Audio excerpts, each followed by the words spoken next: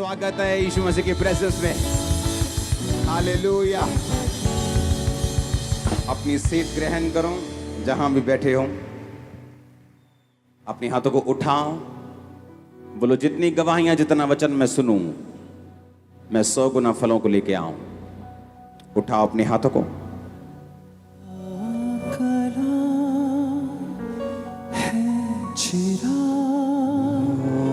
मेरी राहों की रोशनी अपने दिल में मैंने हालेलुया। उठाओ हाथों को। सुनो मेरी बात, ये भवन तैयार नहीं था, हम परमेश्वर ने धक्के से भेजा है हमें। और ये जो डिजाइन है ये भी पूरा हो जाएगा 1-2 हफ्तों में, तो डोंट वरी। उठाओ हाथों को, बोलो जितनी गवाहियां मैं सुनूं, जितना वचन मैं सुनूं, मैं 100 गुना फलों को लेके आऊं। मांगो ऊंची आवाज में।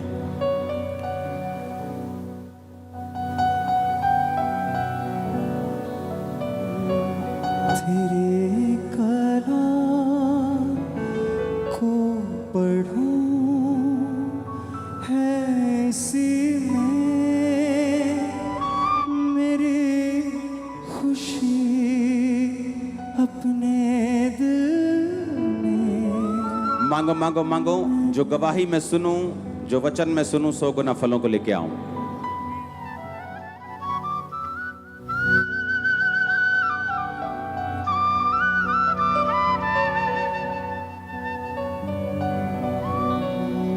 कितनी अच्छी अक्ल की बातें वो मुझे शहद से भी मीठी है। अपने हाथों को उठा के बोलो, परमेश्वर तेरा वचन आज मैं सुनूं और मैं सेम वापस ना जाऊं। प्रभु यीशु मसीह के नाम में तारीफ करो जोर से। ये पिलर्स आप देख रहे हो, ये अपने आप खड़े हैं, ये सपोर्ट नहीं है किसी भी चीज की। ये हटा दिए जाएंगे और ये पिलरलेस हॉल होगा कंप्लीट। इसकी गवाही मैं आपको अभी नहीं दूंगा, इसकी गवाही मैं आपको बाद में दूंगा। इसकी गवाही बहुत लंबी और बड़ी जबरदस्त है। तो अभी भी ये इसका डिजाइन अलग है, ये कंप्लीट हो जाएगा 1 हफ्ते में, 2 हफ्तों में।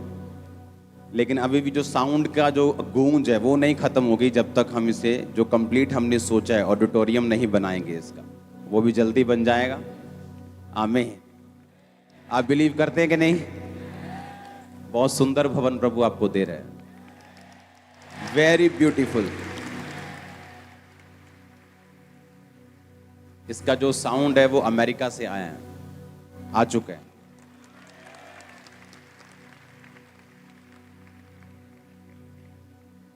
अपने पड़ोसी को बोलो ध्यान से सुन। अपने पड़ोसी को बोलो कुछ भी नहीं जो मुमकिन नहीं। बोलो बार बार।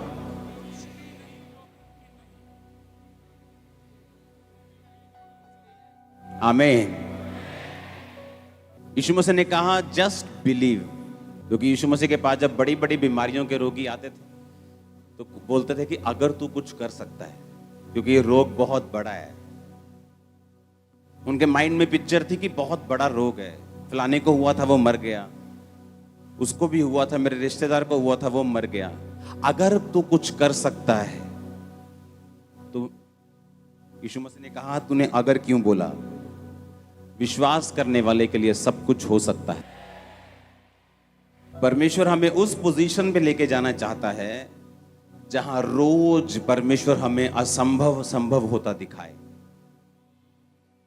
एवरी डे, रोज वो हमारी आत्मिक जो पोजीशन है, हमारी जो लाइफ है, वो इस तरह से सेट करना चाहता है कि हम रोज इम्पॉसिबल पॉसिबल होता हुआ देखें। Every day. कई बार जो हम मांग रहे होते हैं परमेश्वर हमें देता नहीं, जस्ट हमें चेक करने के लिए, हमारी विश्वास योग्यता को परखने के लिए। जैसे मुझे उसने चेक किया हीलिंग अनॉइंटिंग देने से पहले, खुद बीमारी में रख के। इतना बड़ा काम देने से पहले खुद मेरी वफादारी को उसने चेक किया। कई बार वो इन कारणों से हमें रोक के रखता है, लेकिन उसके साथ भी वो हमें ऐसी पोजीशन में चाहता है कि हम रोज असंभव कामों को संभव होता हुआ देखें। यही परमेश्वर का प्लान है आपकी लाइफ के लिए। परमेश्वर चाहता है हम इस पोजीशन में रहें, हमेशा इस तैयारी में, इस पोजीशन में रहें कि हम रोज एवरी डे अपने बच्चों में, अपनी लाइफ में, अपनी फैमिली में रोज एक नया मिरेकल्स देखें, रोज एक नया चमत्कार देखें एवरी डे। वो ऐसा सुपरनेचुरल हमें बनाना चाहता है। हमारा शरीर उसके आड़े आता है, हमारा व्यभिचार, हमारा गुस्सा, हमारी लड़ाइयां, हमारे झगड़े, प्रार्थना का ना कर पाना, प्रार्थना में ध्यान ना लगाना। मेरा प्रार्थना से ध्यान नहीं लगता, किसी का नहीं लगता। मेरा प्रार्थना में मन नहीं करता, पास्टर्स का भी मन नहीं करता, मन किसी का नहीं करता। लेकिन जब मालूम होता है कि ये कड़वी दवाई मेरे शरीर को हील कर सकती है तो हम पीते हैं। और जब हमें मालूम होता है कि परमेश्वर की प्रेजेंस में अगर हम रहेंगे, उसकी हजूरी में हम रहेंगे और प्रेयरफुल रहेंगे और वचनों पे चलते रहेंगे और लिखित वचनों से हटेंगे नहीं, तो परमेश्वर ये ऐसे काम करता है कि हम रोज इम्पॉसिबल को पॉसिबल होता देखें अपनी लाइफ में। ऐसा रोज होगा। आपने एक मिरेकल सुना, हम रोज सुनते हैं। हम मंगलवार भी सुनते हैं, हम सोमवार भी लोगों को सुनते हैं, हम बुधवार भी सुनते हैं मेरी लाइफ में ये काम हुआ, हम वीरवार भी सुनते हैं, आप संडे थर्सडे सुनते हैं और रोज प्रेयर माउंटेन की शायद प्रार्थना में सुनते होंगे, लेकिन हम रोज सुनते हैं। ऐसे लोग जिनको यूट्रस का कैंसर था, ऐसे लोग जिनको अंदर जिनके बड़ी रसौलियां कैंसर की बन चुकी थी, जस्ट एक विजिट चर्च में आए वो एक बार 7 समुंदर पार से, जब वापिस गए लाइफ चेंज थी। मैं जस्ट एक टेस्टिमनी आपको दे रहा हूं। और जब उनकी टेस्टिमनी आती है और जब वो बताते हैं कि हमारी पूरी लाइफ, हमारी पूरी जिंदगी, मेरी पूरी जिंदगी इस बीमारी के आसपास थी, शादी नहीं हो पाई, काम नहीं कर पाई, फैमिली से बना के नहीं रख पाई, लाइफ में इमोशनल डिस्टर्ब रही, मेरी जिंदगी खराब हो गई। लेकिन जब मुझे मालूम हुआ कि परमेश्वर हील, और मैं क्रिश्चियन लोगों की बात कर रहा हूं, और फैसला किया 7 समुंदर पार से कि चलो चर्च में चलते हैं। वहां पे ले हैंड हुआ, वापिस गई, सिचुएशन बदल गई 100%। क्योंकि परमेश्वर ऐसा चाहता है, क्योंकि वो सुपरनेचुरल है, वो सामर्थ्य है, वो डरता नहीं, वो संभव को संभव करने वाला है। और वो ये चाहता है उसके बच्चे भी रोज ऐसा देखें और करें अपने हाथों से भी। आपकी दुकान पे कस्टमर नहीं, उस जगह जहां कस्टमर खड़े होते, खड़े होकर गैर भाषा बोलो आधा घंटा, तुम सारा दिन फ्री नहीं होंगे। आपको करना नहीं आता काम। हालेलुया। परमेश्वर चाहता हम इम्पॉसिबल रोज देखें एवरी डे। जस्ट उसको ऐसे बर्तन चाहिए जो समर्पित हों, जो तेल परमेश्वर उन बर्तनों में उंडेलना चाहता है वो गंदे ना हो, वो तैयार हों कि परमेश्वर जस्ट उंडेल सके। जितना मिरेकल आप चाहते हैं, जितना असंभव आप देखना चाहते हैं, आपको मालूम परमेश्वर उससे ज्यादा देखना चाहता है आपकी लाइफ में। पर बाइबल कहती है वो वचन से बंधा हुआ है, वो वचन से इधर उधर नहीं होता। अगर आप उसकी महिमा के लिए कुछ मांगेंगे वो आपको देगा, बाइबल कहती है। उसने कहा तुमने मांगा पर पाया नहीं, क्योंकि तुम इसलिए मांगते हो कि व्यभिचार में उड़ा दो। परमेश्वर रोज चाहता है आपकी लाइफ में मिरेकल्स हो एवरी डे। आपका फादर बीमार है, आप चर्च में आती, जस्ट अपना हाथ रखो उस पे, वो हील होगा। आपकी फैमिली में परमेश्वर आपके जरिए मिरेकल करेगा, अपने बच्चों पे, आपके रिश्तेदारों के ऊपर। इतनी सामर्थ जो यहां से लेके जाते हो कहां खर्च करोगे? कुछ कहीं तो खर्च करो, अंदर ही अंदर वो दब जाएगी नहीं तो। और ये परमेश्वर की विल है आपकी लाइफ में।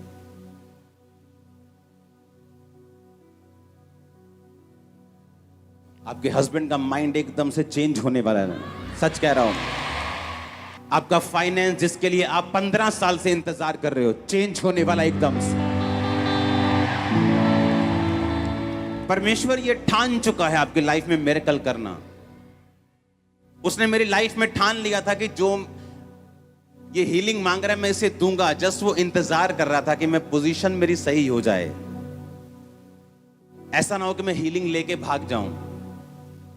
और परमेश्वर का जो सबसे बड़ा मकसद था हीलिंग के बाद मुझे इस्तेमाल करने का, वो पूरा ना हो, इसलिए उसने इंतजार किया कि पहले मैं इस्तेमाल होने के लिए तैयार हो जाऊं। वो आपके लाइफ में जो भी कर रहा है उसमें उसका एक बड़ा मकसद है। उस मकसद को बाय फेथ आप पकड़ के रख सकते हो। इसलिए वचन में लिखा है कि धर्मी जन विश्वास से जीवित रहेगा। धर्मी जन कैसे जीवित रहेगा? और वो ऐसा चाहता है आपकी लाइफ में। हम दूसरों की तरह नहीं, जिनका परमेश्वर सिर्फ कापियों में और किताबों में है। हमारा हमारे साथ चलता है। आमीन। वो मुर्दा नहीं है। हम उसकी पास्ट बातों में विश्वास नहीं करते। उसने किया था, वो आज भी जीवित है तो करता है। अगर कोई परमेश्वर है तो उसके लिए पुराने टाइम में काम करना और आज काम करना उसके लिए कोई फर्क नहीं है। जो टाइम पर काम आए बोलते हैं वही अपना है। जो आज काम करे वही परमेश्वर है। सब बोलते हैं ना, मैं भी तुम्हारा हूं, मैं भी तुम्हारा हूं। असी भैन जी कोई गल नहीं सी, तुसी आवाज मारियो कदी। हाँ, जिस दिन भैन जी नूं लोड़ पई ते भैन जी ने फोन किया ते वो भैन जी फोन ही नहीं चकदी, वो कट्टी जाती है अगों। वो आपकी अपनी नहीं है। जो अपने होंगे वो एक SMS के बाद आपके घर के बाहर खड़े हो जाएंगे। और जो परमेश्वर जीवित होगा वो काम करेगा, बहाने नहीं मारेगा। आज से एक्सपेक्ट करना है, तैयारी रखनी है कि आपकी लाइफ में रोज मिरेकल्स हों। इस कॉन्शियसनेस में, इस विवेक में चलना है कि परमेश्वर मेरा जीवित है और वो मेरे साथ है और वो बड़े काम करेगा मेरी जिंदगी में अगर मैं उसके साथ अड़ा और खड़ा रहूंगा। तो आप अपनी फैमिली के मूसा बनने वाले हैं। आप अपनी फैमिली की एस्तर बनने वाली हैं। आप अपनी कम्युनिटी की दबोरा बनने वाली हैं। आप अपने लोगों के जोशुआ बनने वाले हैं। आमीन। ऊंचा ये बरकत आपकी है। Hallelujah, hallelujah, hallelujah. वो यही चाहता है आपकी लाइफ में। अपने पड़ोसी को बोलो, वो चाहता है रोज तेरी जिंदगी में बड़े काम करना। ये परमेश्वर का प्लान है आपकी लाइफ के लिए। क्या आप तैयार हैं? कैसे करनी है तैयारी? फाउंडेशन लगा के कैसे करनी है? आत्मा में रह के। हाँ, नीति वचन 8 उसकी 12 आयत को अपनी स्क्रीन के ऊपर पढ़ेंगे। मैं 3 गिनूंगा, हम 1 2 3 के बाद इकट्ठे पढ़ेंगे। 1 2 3। मैं जो बुद्धि हूं चतुराई में वास करती हूं और ज्ञान और विवेक को प्राप्त करती हूं। नीति वचन 1 उसका 7 पढ़ेंगे अभी। यहोवा का भय मानना बुद्धि का मूल है। बुद्धि और शिक्षा को मूढ़ लोग तुच्छ जानते हैं। फिर से पढ़ेंगे पहली आयत को। मैं जो बुद्धि हूं चतुराई में वास करती हूं और ज्ञान और विवेक को प्राप्त करती हूं। अब ध्यान से समझना, गहरा वचन है ये। उसने कहा मैं जो बुद्धि हूं, मैं जो विजडम हूं, चतुराई में वास करती हूं और ज्ञान और विवेक को प्राप्त करती हूं। बुद्धि क्या है? परमेश्वर ने के वचन में लिखा यहोवा का भय मानना ही बुद्धि है।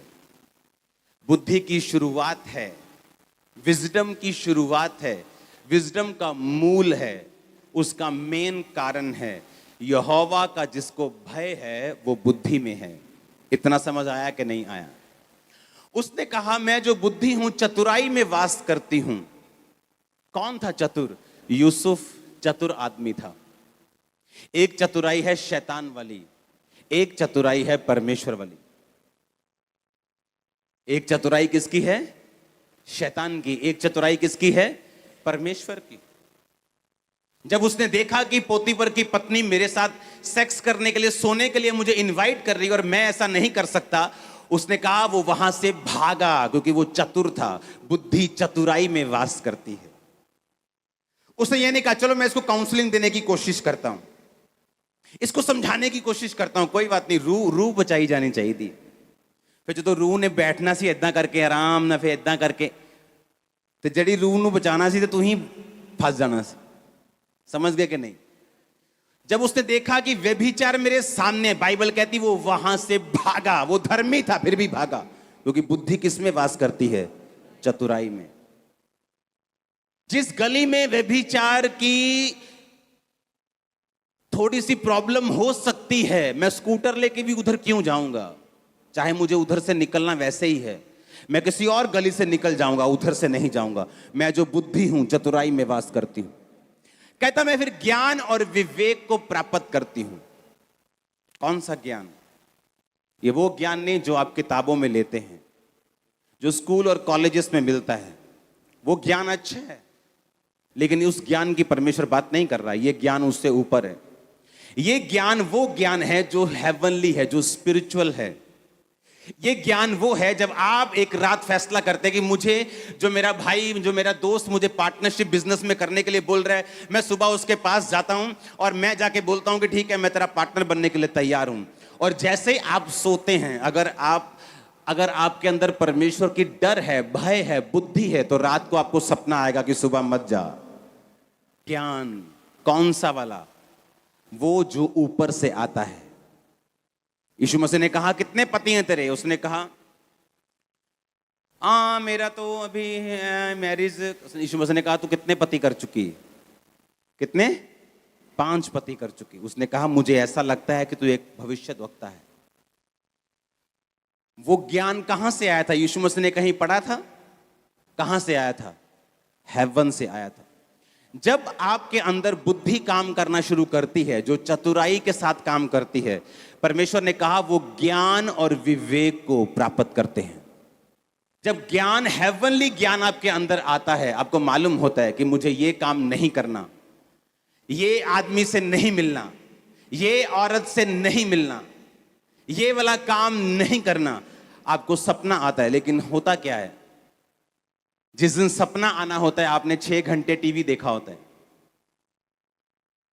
आपने सारे टीवी के प्रोग्राम देखे होते हैं, आपने फेसबुक पे घंटों बिताए होते हैं, आप इतना संसार में गुमे होते हैं कि जब आप लेटते हैं आपको कोई सपना नहीं आता। जबकि आप लोगों को जो नींद है, जो आपका सोना है, वो सोने के लिए नहीं बल्कि परमेश्वर से बात करने के लिए है। आज कलीसिया गुमी हुई क्यों है मालूम? आज कलीसिया लॉस्ट क्यों है? आज क्रिश्चियन लोग जो हैं वो गुमे गुमे से क्यों हैं? ना तो अपने फाइनेंस में, ना लाइफ में, ना फैमिली में, ना सेहत में। हर तरफ उनको लगता है कि, ऐसा लगता है कि परमेश्वर है ही नहीं, क्योंकि उनके काम परमेश्वर वाले नहीं है। उसने कहा मैं जो बुद्धि हूं, किसमें वास करती हूं? अब मुझे मालूम है कल मुझे कहां जाना है? चर्च। आज क्या है? शनिवार। तो कल परमेश्वर मुझसे बात करे तो मैं शनिवार क्यों ना फास्ट रखूं? मैं फास्ट रखती हूं। मैं टीवी से दूर हूं आज, मैं अपनी सहेलियों से दूर हूं, मैं अपने फालतू चीजों से दूर हूं, मोबाइल मैंने आज बंद कर दिया, मैं प्रार्थना में हूं। और रात आप सोए और परमेश्वर बात कर रहा है कि कल जब तू चर्च में जाएगी इस प्रेयर पॉइंट से प्रार्थना करना। आपने उस प्रेयर पॉइंट से प्रार्थना की, परमेश्वर ने मेरे कान में बात की, एक औरत यहां है जिसका ये है, जिसका वो। प्रोफेसी सिर्फ मुझ पे निर्भर नहीं करती। अगर मुझे असली करनी, अगर नकली करनी, तो मैं कोई भी दो जन ढूंढूंगा, उनका डाटा निकलवाऊंगा और सारी दुनिया के सामने बोलूंगा तेरे इतने बच्चे हैं, तेरा ये नाम है। वो वाली मुझे नहीं आती करनी। मैं आपको रियल वाली बता रहा हूं, जो मुश्किल है और कम लोग उसे करते हैं। हालेलुया। लेकिन जिस समय मुझे संडे चर्च आना था, मैं तो शाम को टीवी देख रहा था, मैं तो शाम को मोबाइल पे था, मैं तो पार्टी में गया था, मैं तो सभी दुनिया के कामों में बिजी था। मैं रात को 2 बजे सोया हूं, सुबह उठा हूं, परोंठे खाए हैं 5-7 और मैं चर्च में आ गया हूं। Hallelujah, hallelujah. अरे इतने परोंठे खा के चर्च में आओगे तो परमेश्वर कैसे बात करेंगे? अगर रात को हम इतने वर्ल्डली होके चलेंगे हमें मालूम है एक प्रेयर, एक प्रोफेटिक वर्ड, एक प्रभु का टच मेरी लाइफ को चेंज कर सकता है, मेरे पति को चेंज कर सकता है, मेरे कैंसर को चेंज कर सकता है, मेरी बीमारी को खत्म कर सकता है। पर क्या मैं उस टच के लिए तैयार हूं? यह क्वेश्चन अपने आप से पूछो। अगर मैं उस टच के लिए तैयार हूं तो रात को मैं टीवी में क्या देख रहा था फिर? अगर मैं उस टच के लिए तैयार हूं तो फोन पे क्यों लगा था फिर? अगर उस स्पर्श के लिए तैयार हूं तो कहां थी मेरी पवित्रताई? उस स्पर्श के लिए अगर तैयार हूं तो कहां थी मेरी प्रार्थना? वो तो है नहीं।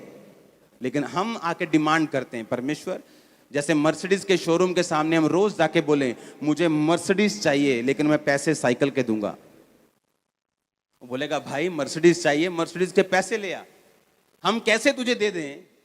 हम नहीं दे सकते। उसने कहा मैं जो बुद्धि हूं किसमें वास करती हूं? नीति वचन कहता है, हे भोले लोगों, कब तक भोले बने रहोगे? कब तक परमेश्वर पे सारा कुछ छोड़ते रहोगे? जबकि परमेश्वर ने तुम्हें सारा सिस्टम दिया है। उसने अमीर होने के लिए तुम्हारे बीज बोने की व्यवस्था रखी है। उसने सामर्थ्य होने के लिए तुम्हारी प्रार्थना करने की व्यवस्था रखी है। उसने आवाज सुनने के लिए फास्टिंग की व्यवस्था रखी है। तुम कब तक वो नहीं छुओगे? और कब तक तुम भोले बने रहोगे? और कब तक भटके रहोगे? और कब तक तुम उसकी आवाज ना सुनोगे? हालेलुया। अगर मैं बुद्धि हूं, उसने कहा मैं जो बुद्धि हूं मैं चतुराई में वास करती हूं। मुझे मालूम है उस संगति में अगर मैं जाऊंगा तो मेरी स्पिरिचुअल लाइफ बिगड़ सकती है। मैं जानता अगर मैं उस दोस्त के साथ ज्यादा मिलूंगा तो मेरी स्पिरिचुअल लाइफ पे इफेक्ट हो सकता है। मैं तो कई पास्टर्स को नहीं देखता हूं, उनकी फेसबुक तक नहीं देखता हूं, क्योंकि जब वो फेक करते हैं और आप उनके अच्छे रिजल्ट्स को देखते हैं वो आपको प्रभावित करती है, लेकिन आपको मालूम नहीं फ्यूचर में उनके साथ क्या होगा। जब मुझे मालूम है परमेश्वर की बुद्धि चतुराई में वास करती है, मुझे चतुर होना पड़ेगा, मुझे चालाक होना पड़ेगा। सांपों की तरह यीशु मसीह ने कहा तुम्हें चालाक और बुद्धिमान होना पड़ेगा। उसने सांप की एग्जांपल दी। यीशु मसीह ने कहा सांप की तरह बुद्धिमान बनो। कबूतर के नाई क्या बनो? भोले बनो। कबूतर को पकड़ लो, वो आपको चोंच नहीं मारता, वो आप पे अटैक नहीं करता। उसने हमें कबूतर की तरह बनने के लिए बोला कि अटैक मत करो। उसने हमें सांपों की तरह बुद्धिमान होने के लिए बोला कि जब आप उसको पकड़ने की कोशिश करते हैं वो छुप जाता है और भाग जाता है। उसने हमें इस तरह से चतुराई में वास करने के लिए बोला। जब यीशु मसीह को मालूम हुआ कि मुझे, जब यीशु मसीह के मिरेकल्स देखे, जब लंगड़े चलते देखे, तो लोगों ने फैसला किया कि इसको उठाओ। यीशु मसीह को पॉलिटिकल लोगों ने फैसला किया कि इसको राजा बनाते हैं, इसके साथ पब्लिक बहुत है, इसको खड़ा करते हैं सीएम के लिए, इसको पब्लिक बहुत है, इसको एमपी खड़ा करते हैं। बाइबल कहती जैसे यीशु मसीह ने जान लिया कि मुझे राजा बनाने के लिए पकड़ना चाहते, उसने बहस नहीं की, वो वहां से चतुराई से निकल गए और पहाड़ पे प्रार्थना करने के लिए चले गए। मैं जो बुद्धि हूं चतुराई में वास करती हूं। वो प्रार्थना करने के लिए गए, प्रार्थना की, वापिस आए, लोगों का दिमाग चेंज हो चुका था। लोगों के साथ बहस करने से, लोगों को समझाने से, लोगों को ऑफेंड करने से यीशु मसीह को यह अच्छा लगा कि वो परमेश्वर के प्रेजेंस में चले जाएं। अपने मोती सूरों के आगे पवित्र वस्तुएं कुत्तों को मत। लेकिन यह बुद्धि कैसे काम करती है? जब आप परमेश्वर का भय मानना लिखा उस बुद्धि का मूल है। और वो किसको प्राप्त करती हैं? ज्ञान को। कौन सा ज्ञान? जो हेवनली है, हेवनली ज्ञान। आने वाले समय में लोग टीवी पर देखेंगे, हजारों लोग, आज 1000 लाखों लोग ब्रांचेस में बैठे हुए हैं, टीवी पे देख रहे हैं। ज्ञान कहां से आया था? ये ज्ञान, ये टेक्नोलॉजी वाला ज्ञान नहीं था, कि उस समय टेक्नोलॉजी थी नहीं ऐसी जब मैं ये प्रोफेटिक वर्ड दे रहा था लोगों को। इंटरनेट नहीं था लोगों के पास। टेक्नोलॉजी छोड़ो। जब परमेश्वर आपको ज्ञान देता है, वो ज्ञान कौन सा होता है? वो आपके परिवार के लिए होता है, आपके हस्बैंड के लिए होता है, आपके बच्चों के लिए होता है, आपके बिजनेस के लिए होता है, आपकी जॉब के लिए होता है, आपके पार्टनर को कैसे चुनना है, वो ज्ञान परमेश्वर हेवनली आपको देता है। आज कितने हजारों क्रिश्चियंस हैं जो रॉन्ग मैरिजेस में फंसे हुए हैं, क्योंकि ज्ञान नहीं था। कौन सा वाला? हेवनली।